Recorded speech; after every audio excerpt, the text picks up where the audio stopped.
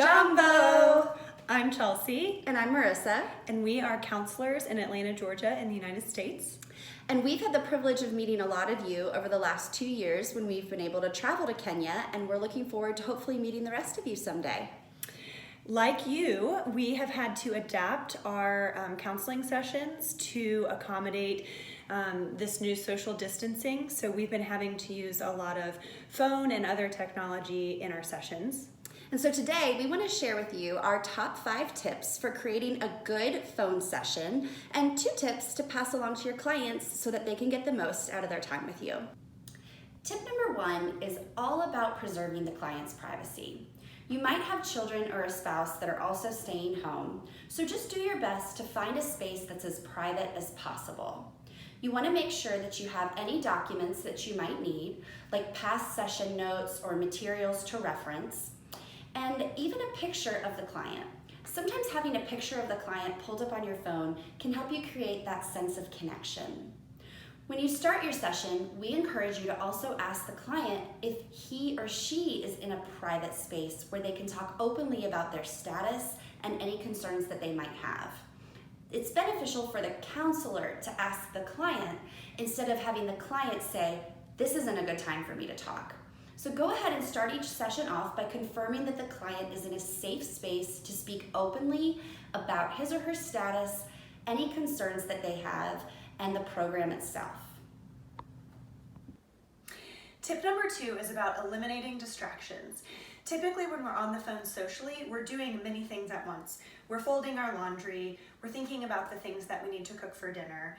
But remember that this is still your client's session. A great question to ask yourself is, if my client were in the room, would they be okay with me doing whatever it is that I'm doing?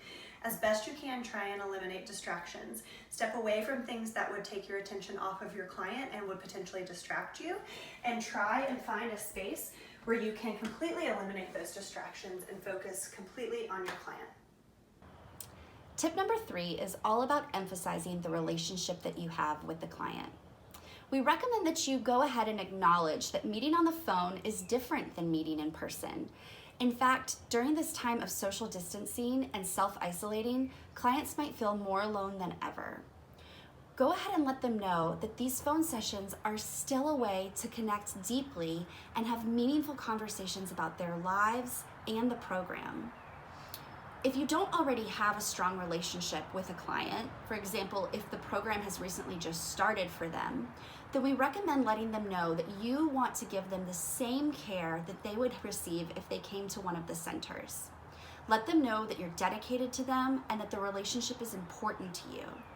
If it's a long-standing client that you've known for several months, you'll have more relational equity to pull on.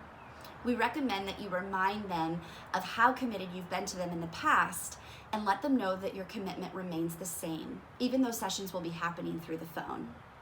Let clients know that you too are going through something difficult in socially distancing yourself, but that this point of connection is meaningful for you too.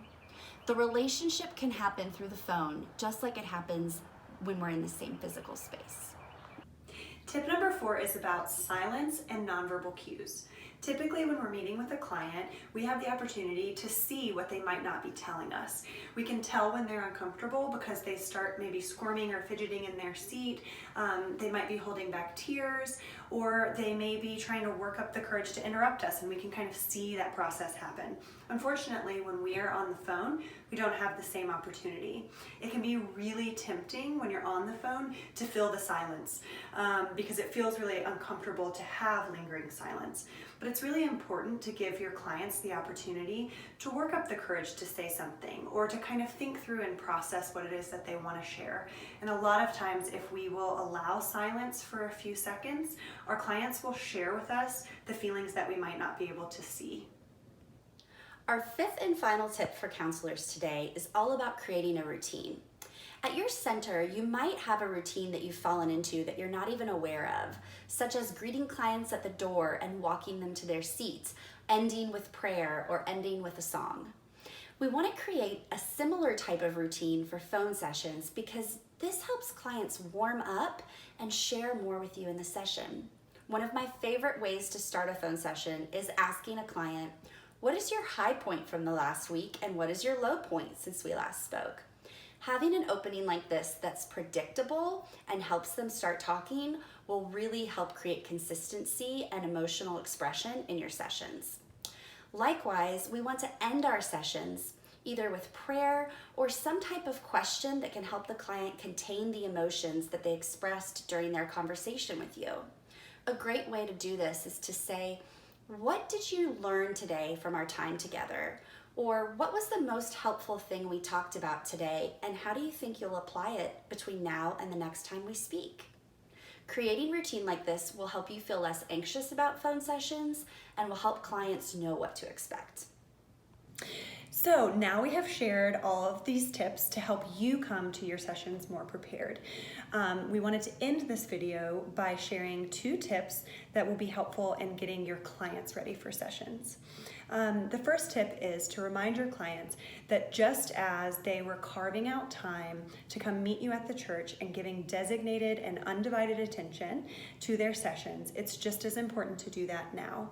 You might encourage them to find a comfortable space in their home and a private space, or you might even talk through what times during the day or during the week work best for them so that they can make sure that when they come to session, they show up prepared. And tip number 2 is just that. Come prepared to sessions. I like to let my clients know that they'll feel like they got a lot more out of our time together if they come with a few topics in mind that they want to discuss. I even suggest jotting down notes throughout the week as things come to mind that they want to talk about with me or process.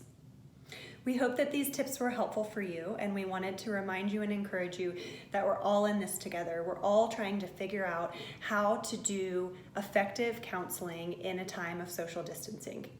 We love you guys, and we are thinking about you and praying that the Lord is with you. Good luck. Good luck.